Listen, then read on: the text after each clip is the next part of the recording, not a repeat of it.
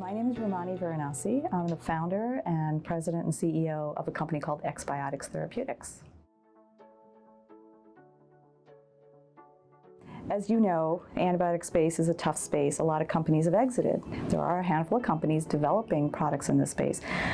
Why we're in this space is because we're trying to address the issue of resistance, multi-drug resistance in particular, which in most cases is trying to be addressed with Me Too scaffolds or sort of incremental improvements on existing drugs.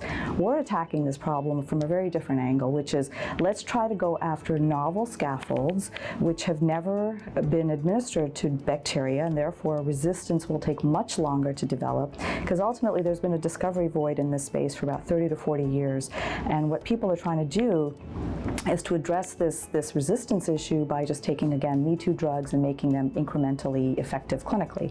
But we believe that using a novel chemical scaffold approach is really going to be much more far-reaching in the way of trying to address the underlying resistance that bacteria will develop over time. Everything. So I was telling somebody the other day, what I do every day is storytell. I'm constantly refining, updating, massaging, reviewing the story. And what that allows me to do is allows me to sort of hone in on the pitch better, but really understand at a more deeper level what we as a company are trying to do.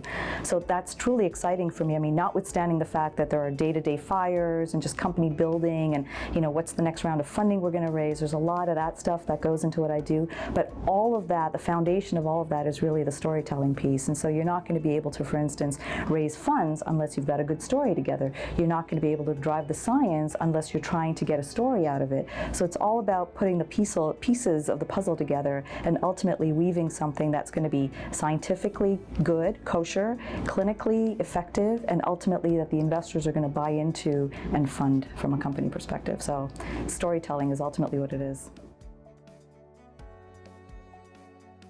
Oh, great question. So we're a virtual company, as virtual as they get. We've got a small handful of full-time FTEs, 3.5 to be exact. And then we're virtually networked. We've got about 20, 25 people on payroll, all in a consultant and or contract capacity.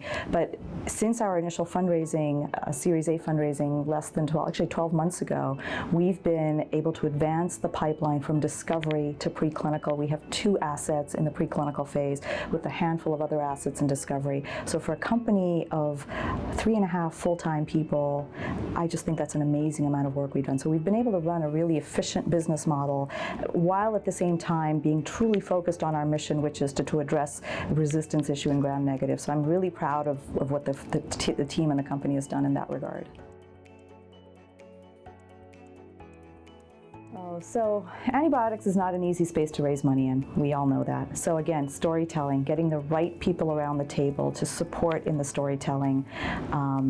Also, in some ways, getting people to listen to us, because we often get told, come back to us when you have this, or why are you in such a difficult space? But this is a global, growing, unmet need that's only going to get worse. It's the tsunami that's coming, and if we don't have the right antibiotics to treat resistance, we're all going to be up a creek, so to speak. So the biggest challenge for me really has been getting people to listen to the story and accepting it and appreciating it, but it all comes back again to the storytelling.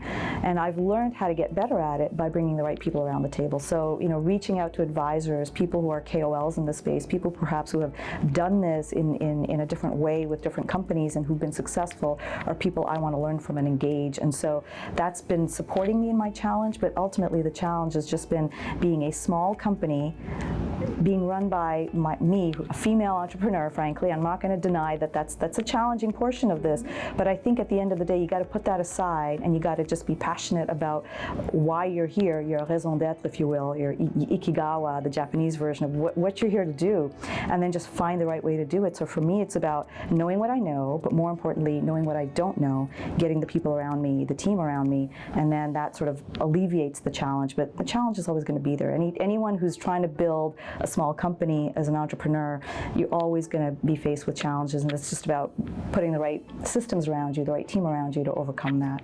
So it's been fun. So I think sponsors are invaluable. I think mentors are invaluable. Unfortunately, they're far and few between. And what I mean by that is, there are people who truly want to help an entrepreneur make a difference. They just don't know how to. And I think it's incumbent on the entrepreneur to go seek.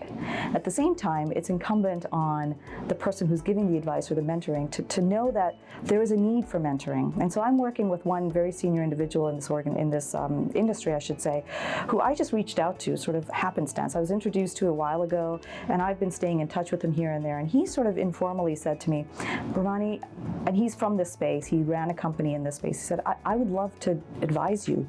And I was blown away by the offer of that, because people don't do that often enough. And so one of the things I tell people who are very senior, who've run the multiple companies and had exits, good or bad, is that there are a whole slew of a generation and multiple generations of entrepreneurs coming up behind you, and it's invaluable the amount of information and the resources that they can bring to the table. So I think I've been fortunate in that I've sort of, again, taken it upon myself to reach out to mentors and sponsors.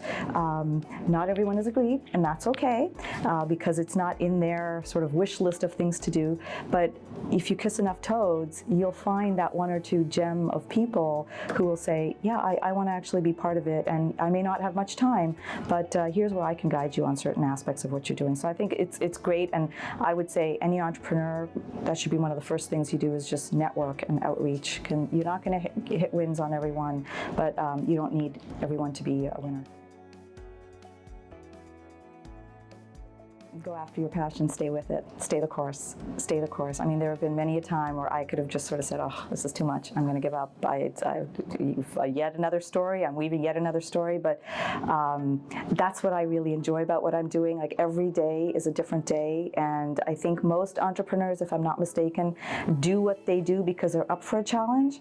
So in spite of anything that might come in your way, I would say run with the passion, stay the course, know what you know, but more importantly, know what you don't know, and go seek out the information to fill those gaps, because trying to build and run a company based on what you don't know is not going to be helpful to anyone. So again, it's all about the passion and staying the course and seeking help when you need it.